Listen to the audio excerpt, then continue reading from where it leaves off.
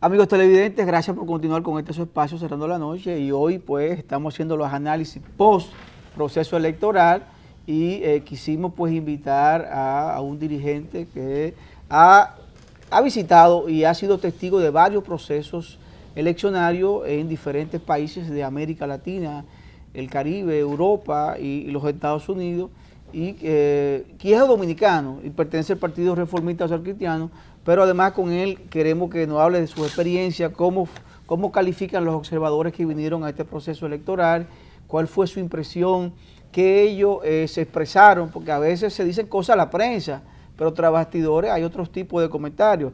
Así que vamos a hablar con Jackson. Esos son privados. Vamos a hablar con Jackson Román, con quien pues vamos a hablar de un poquito de este proceso electoral, para que nos dé su impresión. Buenas noches, Jackson, ¿cómo estás? Buenas noches, siempre contento de estar aquí en este programa, que yo lo siento como una de mis muchas casas.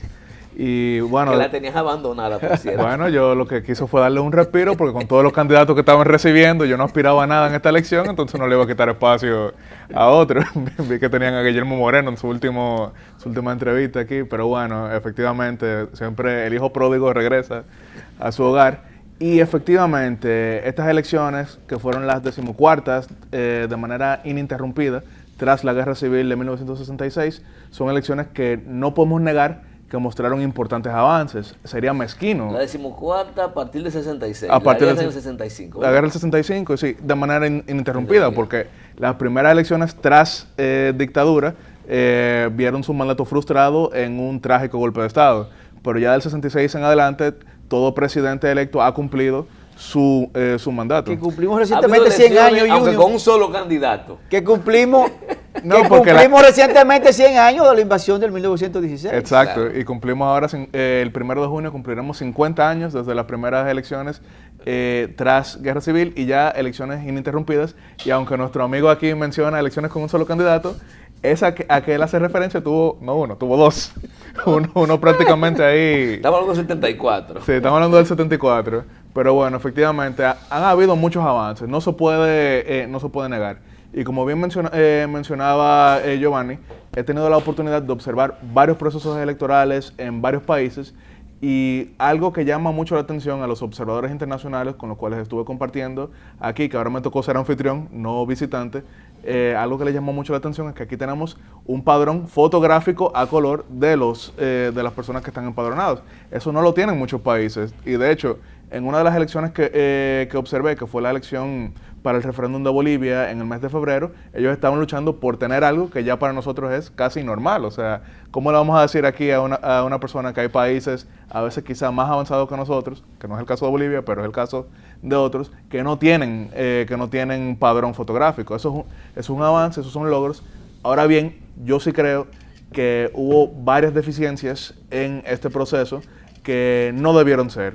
Comenzando por algo que quizá fue al dar por descontado que la gente entendía, pero creo que con el voto preferencial de los diputados en la boleta C, creo que hubo una confusión que no debió ser, porque ya esto ni siquiera era nuevo. Estamos hablando de que estas son las cuartas elecciones en las cuales hubo el voto preferencial, y todavía mucha gente estaba confundida sobre qué quiere decir esto, cómo voto por un diputado sin que el voto sea nulo. Y no estamos hablando de personas de escasos recursos, estamos hablando de muchas personas clase media y hasta clase media alta, y muchas personas de clase alta que no entendían cómo ejercer el voto en la boleta C. Qué bueno que tú pues planteas eso, Jackson, porque yo incluso ayer le había dicho a Junior mi preocupación de que los jóvenes y las personas ya entradas en edad, sí, la mayoría echaron su voto nulo porque lo dañaron.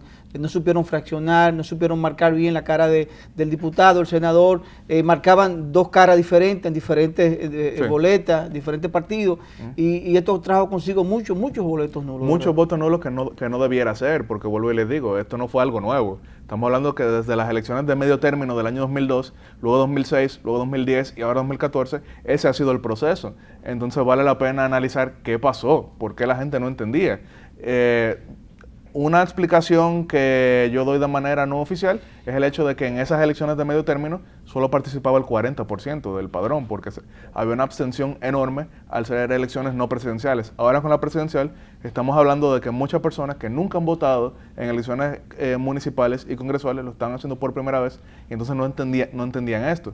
Pero perfecto, no todo el mundo tiene que entender esto, porque para algo están los organismos. Y yo creo que se dejó hasta muy último minuto esa explicación y por eso hubo tantos votos nulos, no únicamente, vuelvo y digo, en las partes más rurales que uno pudiera de alguna manera entender mejor, pero incluso aquí, en el área metropolitana del Gran Santo Domingo, el Distrito Nacional, en el propio Santiago, hubo muchos votos nulos que no debió ser. ¿Tú crees que hubo un poquito de negligencia de los mismos partidos políticos para explicarle a la militancia, a la población y la misma Junta Central Electoral, tal vez algún tipo de compromiso con esto? Bueno, yo obviamente no puedo acusar a la Junta Central Electoral porque yo lo que creo, yo siempre le doy el beneficio de la duda a la gente y a los organismos. El tema es que, vuelvo y digo, estar en las cuartas elecciones en las que se usaba eso, quizá la Junta pensó que no había que hacer una campaña tan extensa para informarlo. Y en el caso de los candidatos, al contrario, yo diría que la mayoría basaron su último mes en tratar de explicarle a la gente cómo votar. Mira, Jackson, en el 2010, los votos nulos fueron 140.986. Representó un 4.08% del total de concurrentes. Habrá que esperar los resultados definitivos, sí, porque yo posiblemente tengo la misma intuición que ustedes, de que en esta ocasión va a superar en el nivel congresional esa cantidad de votos que fueron anulados por uno. Bueno, la única razón que votaron mal. Sí, que votaron mal. Porque no hay otra razón para anularlo. Sí, sí, porque votaron mal. Y que eso me lleva a otro tema, que es algo que con los observadores internacionales que pude compartir, e incluso, y esto no es un comentario privado, aunque me lo hizo privado, pero luego lo hizo público, el expresidente de Colombia, Andrés Pastrana, un gran amigo personal y de la República Dominicana, como jefe de la misión de observadores de la Organización de Estados Americanos, hablaba de que el tema de que el voto se supone que es único y directo, pero estamos hablando de que en la boleta C no existe el voto directo porque existe un arrastre. Entonces, muchos votos nulos, habría que verlos, pero yo me atrevería a vaticinar aquí que gran parte de esos votos nulos eran personas marcando un senador de un partido y marcando un diputado de otro partido, algo que actualmente no provee la ley electoral y es algo que evidentemente tiene que cambiar. Hace mucho tiempo que se están vertiendo esas quejas, pero como bien mencionaban ustedes en su comentario anterior, si algo le ha beneficiado a tanta gente durante tanto tiempo, es muy cuesta arriba que ellos quieran cambiarlo. Pero estamos hablando de que va a llegar el momento en que incluso a esa misma gente que beneficia, eso puede terminar siendo su propio verdugo, porque vuelvo y les digo, hoy le pasa a uno, pero mañana le pasa a otro, que eso lleva a beneficio. Un tema de preocupación de los observadores fue también, hablé ya del tema relacionado a la evidente compra y venta de cédulas que lo plantearon, pero también he hablado de la inequidad en la repartición de los recursos. Sí. Parece que fueron muy marcados los observadores por esa situación. ¿Qué socializaron al respecto los observadores en tu presencia? Sí, bueno, claro. Como les dije, puedo compartir en varios momentos con el presidente Andrés Pastrana, que representaba a la Organización de Estados Americanos, pero también me tocó ser coordinador de una misión de observadores de la Unión de Partidos Latinoamericanos. Es una organización que agrupa a partidos políticos centrohumanistas de todo el continente y cada uno le llamaba la atención los distintos modelos de financiamiento que hay para los partidos en cuanto a lo público. Que vamos a comenzar con lo público, porque lo privado yo creo que es otro tema que quizá pudiera llamar más la atención. En cuanto a lo público, hay países, como es el caso de El Salvador, de que se le entrega a cada partido $1 por cada voto obtenido en las pasadas elecciones. Aquí en República Dominicana tenemos el modelo inspirado en el americano, en que se reparten partes iguales. Primero, los partidos que logran superar el 5% de las votaciones en promedio de las boletas y ya lo demás de manera igual y proporcional al voto a los que sean por debajo del 5%. A mí me llama mucho la atención no solamente la repartición hacia los partidos ya directa, sino el manejo que le dan quienes administran esos partidos, porque ¿con qué criterio se reparte? ¿Cómo elige un distinto presidente de partido? Estoy hablando de manera general, pero ¿cómo elige, ok, a Giovanni le va a tocar tanto, pero a Yatzel le toca esto otro? ¿Cómo eso se define? ¿Cuál es el criterio? No lo hay. Y entonces estamos hablando de que es algo que no solamente tiene que ver con la competencia, sino con la misma salud de los partidos políticos, porque, o sea, ¿cuál candidato será el que recibirá mayor apoyo? Y ya en cuanto a la repartición en general, global, para competencia, yo comienzo diciendo que yo no soy muy fanático o digamos muy simpatizante del financiamiento público a los partidos políticos, pero yo sí creo que si va a haber financiamiento público, tiene que ser en base a algo, y esa base tiene que ser los votos logrados por un partido. Mira, eso tendrá que ser objeto de discusión, Sí. La forma en que se va a financiar. Sin embargo, yo estoy de acuerdo con que sea el Estado el que aporte los recursos para la campaña política. Porque de esa manera, según mi criterio, hay menos compromiso con terceros por parte de los partidos. Fíjate que los partidos se han convertido en bolsa de apuestas y bolsa de valores, Sí. donde capitales golondrinas llegan, asientan, depositan, después imponen candidatos y hay que pagarle. Eso es lo que vivimos en la República Dominicana. Tenemos una cantidad de banqueros que financian y son hasta autoridades legislativas. Entonces, eso tiene que ver con la falta de transparencia y también con el libertinaje que hay de recibirle dinero a todo el mundo, sin ponerle ni siquiera tope. Si el Estado aportara, solamente el Estado, de una forma más equitativa, porque reitero, aquí hay unos principios de igualdad ante la ley, que lo que generan son inequidad. Todos somos iguales ante la ley, ¿verdad? Pero no hay un solo instrumento que garantice esa igualdad, que termine en equidad, en igualdad de posibilidades para todos. Entonces, esa situación hace también difícil la competencia en el escenario electoral de la República Dominicana. Si tú observas, los partidos que han podido crecer de los minoritarios, según la experiencia que tengo, son aquellos que han logrado llegar a un puesto, aunque sea de regidor. A partir de que ocupan un puesto público, que tienen nómina, hay un crecimiento. Que tienen nómina, extrañamente. pueden nombrar, Sí. Junior. Hay un crecimiento. Pueden nombrar, tienen nómina. Ahora bien, Junior, yo te pregunto, o sea, entiendo que debe existir una equidad, pero ¿cómo vamos a repartir de manera equitativa, por ejemplo, con partidos? Tenemos 26 actualmente, y sabemos que de esos 26, y voy a ser conservador, quizá hay 14 que son completamente inexistentes. Entonces, ¿cómo vamos a financiar a esos de la misma manera que financiamos a los que intentan presentar candidatos? Que son parásitos, son por el parásitos. contrario nacional. Entonces, lo único que hay que regular, Giovanni es por ejemplo, menos Son partidos parásitos. menos un diplomático que partido yo. tiene, ahora con la figura del diputado nacional, por ejemplo, Sí. eso le da posibilidad, si se regulariza, entiendo yo, la ley, le da posibilidad a que los partidos minoritarios puedan, o pequeños, puedan ir de manera independiente. Sí. Eso le da posibilidad. Sí. Vemos cómo repartir los recursos? Sencillo. En vez de disponer que el 80% de los recursos que aporta el Estado se lo lleven los tres partidos grandes que históricamente... Cuatro Ahora ahora, serán Junior. cuatro. Ahora son cuatro, o los Junior. 4 partidos grandes. Se lo lleven ellos.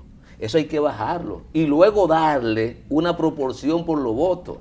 Porque algún mérito tiene que tener. Aparte de que se beneficien de los recursos del Estado, que tenga el poder, que debieran darle menos, siendo justo. Sí. Debieran darle menos. Debieran darle menos. Para hablar de equidad. Porque aquí ¿verdad? no tenemos elecciones cada año. Entonces, Claro. entonces ¿qué hacen con esos 3 años ¿Tú los me partidos entiendes? políticos? Entonces, esa es una forma de repartirlo. En vez de ese 80, bueno, es un 20% que le toca a ellos. O es el 50%. Y el otro 50%, igual entre todas las partes. Porque es difícil usted, como partido minoritario, con 400,000 pesos, tener que compartir igualdad de condiciones a una candidatura nacional. Pero también es muy injusto entonces poner en la misma situación a partidos que, vuelvo y digo, son inexistentes con partidos que hacen su esfuerzo. Claro, hacen tú no- vida, Pues hacen mira, vida. por ejemplo, el PQDC de Elías Guasín Chávez, o sea, fue solo. Se la jugó. O sea, logró una... Pero tú sabes que esos partidos pequeños, los empresarios no le aportan. También es injusto permitir que el partido, que siempre el que más tiene, es el que más recibe. Entonces, el nivel de desequilibrio va a estar siempre si no hay una norma que garantice por lo menos un principio de equidad, un punto de partida. Ahora bien, tú hablabas de los partidos que logran diputado nacional y un modelo que yo he visto, que es, por ejemplo, el modelo brasileño, ahí no es en base a votos que se le financia, sino en base a cuántos diputados tienen.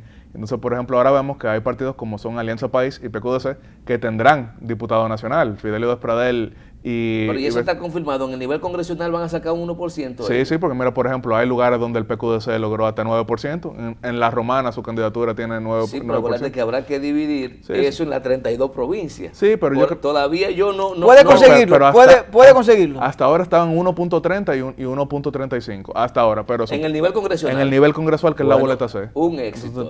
Un éxito. Nos dice que es tiempo de hacer una pausa. Vamos a ella y en breve continuamos con Cerrando la Noche.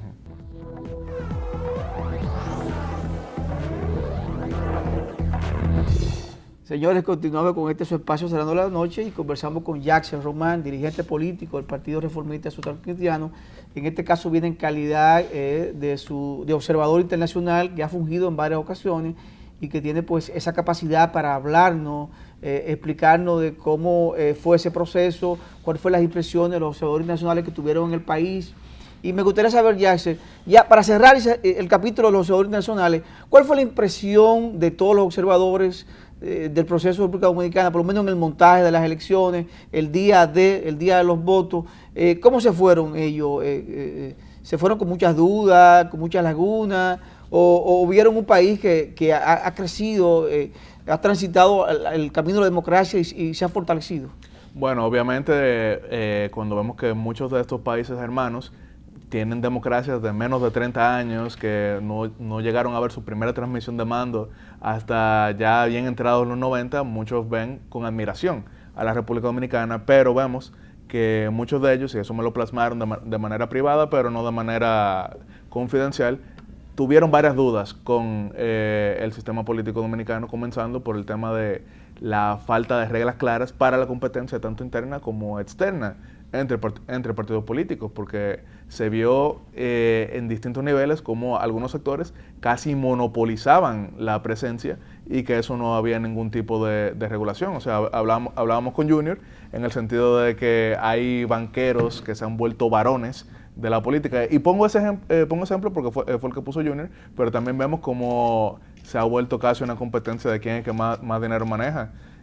Por suerte hubo unos cuantos que quizá no le salió bien ese tiro de querer comprar posiciones, pero sí vimos que el dinero fue completamente desigual. Esto fue una competencia desigual. No la hablo únicamente para el sentido presidencial. Estamos hablando de que en todos los niveles. En todos los niveles, incluso dentro de las mismas boletas. O sea, porque estamos hablando... Dentro de los mismos partidos. Dentro de los mismos partidos. Por ejemplo, bueno, escuchamos quejas de candidatos, compañeros, comunicadores, cuyos nombres me voy a ahorrar, pero que son una luminaria de la comunicación. Creo que ahí dejó claro cuál fue, que se quejaban de que sus compañeros de boleta estaban avasallando completamente y aplastando en cuanto al gasto. Eso fue muy notable, porque también, o sea, muchos mientras están aquí, entran al internet, entran a distintas páginas y veían cómo era un candidato único el que salía en toda la publicidad en internet. Entonces eso era muy notable, pero también algo que llamó mucho la atención de varios centros que visitamos, solamente en el Distrito Nacional y Santo Domingo Este, fue el fallo casi total de los captahuellas, que en algunos funcionaban, en otros no. Eso es algo que, claro, no pone en duda una elección, pero cuando vemos que en tantos centros falla un artefacto que se suponía era el que iba a verificar que uno votó, eso crea distintas dudas. Entonces estamos hablando de que muchos de ellos sentían que en República Dominicana todavía, a pesar de su gran avance democrático, todavía no hay reglas claras para la competencia. Y eso lo dicen ellos. Y yo, como comentario personal, yo diría que pareciera que antes que dar un paso adelante, yo diría que pareciera que demos un paso hacia atrás desde las últimas elecciones. Y a propósito, también el jefe de misión de observadores de la OEA se refirió al tema de la poca claridad en relación al procedimiento de escrutinio de los votos en la República Dominicana, que es muy discrecional. Y eso generó situaciones difíciles, por lo menos el día 16. Sigue generando situaciones difíciles. Y yo repito algo que dijo alguien, no sé quién fue. por suerte que logró convencerse a las autoridades electorales de que se procediera también con el conteo manual. Sí, porque si no, no supiéramos lo que estuviera pasando hoy día en términos de resultados. No, hubiese sido todo un caos. Sí, por suerte el presidente Pastrana, cuando llegó a República Dominicana el miércoles, logró convencer a las autoridades, porque seguía siendo algo muy discrecional, a que se incluyera el voto manual como, el conteo, porque ahora el conteo manual como manera de verificación del voto. Y yo quiero hacer un reconocimiento a ese gran amigo, el presidente Pastrana, que de hecho es la segunda vez que observa elecciones en República Dominicana. Ya lo estuvo en el 2004 y ya lo había sido su padre, Misael Pastrana, en 1978. Mira, tú sabes que él tuvo la suerte de que no se tiró del barco. Él se quedó en el barco. A ver, que nos hable un poquito de cómo le fue al Partido Reformista. Que hable un poco del rol que jugó el Partido Reformista en este proceso electoral, o que está jugando. Y porque mantuvo, todavía Junior, no están definidas todas las senadurías ni las alcaldías. Sí, pero ya superó la barrera del 5%, mantuvo claro, la condición de partido mayoritario. Podemos decir que tiene un alcalde en el Distrito Nacional, porque hay que recordar que quien inscribió primero la candidatura de David Collado fue el Partido Reformista, por lo tanto es quien personifica la alianza en el Distrito Nacional en términos municipales. Así que ahí vemos el mapa que quedó rojo en el Distrito Nacional, y no solamente que David Collado, quien tengo que ser justo y resaltar que es un dirigente del Partido Revolucionario Moderno, pero por temas internos de ese partido se inscribió por el Partido Reformista, pero además de eso tuvo como jefe de campaña en el Distrito Nacional a un gran dirigente del Partido Reformista, como es el diputado Vito Bisonó, diputado reelecto por la circunscripción número 2 del Distrito Nacional. El Partido Reformista logró una votación hasta ahora de 13% en el Distrito Nacional. Es una votación que desde los tiempos de Jacinto Peinado no lograba en el Distrito Nacional, así que definitivamente fue un gran logro. El Partido Reformista, además de eso, en el nivel congresual ya global, en el último boletín, con el 74% de los votos contados, lleva una votación de 10%, que es una votación de doble dígito, que también hace unos cuantos ciclos no lograba. Pareciera que el Partido Reformista quedará con entre 17 y 20 diputados. Tenía 10. Llegó a tener 10, ¿verdad? Tenía 10 ahora en este último proceso. En la edición del 2010 tenía 10. Tenía 10, pero quedó en 4 porque hubo varios que fueron candidatos ahora por distintos partidos. Sí. Dígase Partido Liberal Reformista, el Partido de la Liberación Dominicana. Y en el nivel municipal fue el mayor éxito, porque ya en el nivel municipal el partido va rondando el 16%. En el nivel presidencial mantuvo ya su votación, que ha sido el promedio de los últimos ciclos, que es un 5.70%. Entonces, cuando sacamos el promedio de las 3 boletas, el Partido Reformista ha quedado con una votación de un 10%, que definitivamente es un logro. El Partido Reformista se había visto en una situación de que ya muchos lo descartaban completamente, que podía ir a una extinción. Entonces podemos decir que no solamente queda el Partido Reformista, sino que queda un Partido Reformista con gran presencia, y de hecho mantendremos la posición número 3 en la boleta, ya que en el promedio de las 3 boletas hemos superado a quien durante mucho tiempo fue nuestro rival histórico, que el PRD. El PRD, que yo no me alegro de esto, pero debo resaltar que la caída más grande en la historia de una elección a otra, de un partido político, fue la del PRD, de una elección a otra, que ha perdido el 85% de sus votos. Pero eso no era sorpresa, todos sabíamos. Sí, Junior, pero el análisis de la sigla, Junior. No, lo que pasa es que a veces uno quiere Yo pensaba que van a lograr por lo menos 12. No. Yo dije siempre, si Miguel hubiese estado convencido de que tenía un 10% de 6.765.000 o 69.000 electores, estamos hablando de casi 700.000 votos. Sí. Y nadie con esa cantidad de votos renuncia a una posibilidad presidencial. Todo lo dicho anteriormente con relación a qué motiva la alianza con el Partido de la Liberación Dominicana, no es que se fueron los legisladores, eso es falso, es que sabía que el tamaño era pequeño y no quería correr riesgo de irse solo, porque a lo mejor tú no sabes si le han dado una ayuda. Esa es una cosa que tú no sabes ahora. A lo mejor hubiese sido peor. Entonces fue inteligente. vieron la situación y no, vamos a abortar este proceso, vamos a apoyar la reforma, porque pudo haber apoyado la reforma sin Y negociar quedarse la independiente. candidatura. Bueno, el Partido Reformista Lo hizo, el Partido Reformista lo lo hizo. hizo. porque hubiera sido una gran contradicción que el partido más reeleccionista de toda la historia votara No en contra de la reelección. O sea, De eso estamos aquí estaría Junior burlándose de nosotros hasta el día de hoy. No, yo nunca me burlo de ustedes. Yo lo que hago es expresar mi pero- punto de vista y tú lo sí, sabes, son sí. diferentes temas. Pero sí quería aprovechar este punto para llamar la atención a algo en cuanto a este ciclo, y es que personalmente, y creo que Giovanni también y muchos otros, pensaban que ese partido específico iba a lograr una mayor votación por el tema de las siglas, de los símbolos, de los himnos, y vemos que eso no fue tal. ¿Por qué eso es importante? No lo hago para patear el Partido Revolucionario Dominicano, en el cual tengo varios amigos, sino para llamar la atención de que aparentemente ya el elector dominicano, y lo hemos visto con el gran fraccionamiento de votos aquí mismo en el Distrito Nacional y en varias otras provincias, ya no le pesan tanto esas siglas, y no las siglas del PRD, sino las siglas de los partidos en general, votan más por candidatos, y eso, independientemente de que es un reto para los partidos, es también una oportunidad. Votan por conveniencia.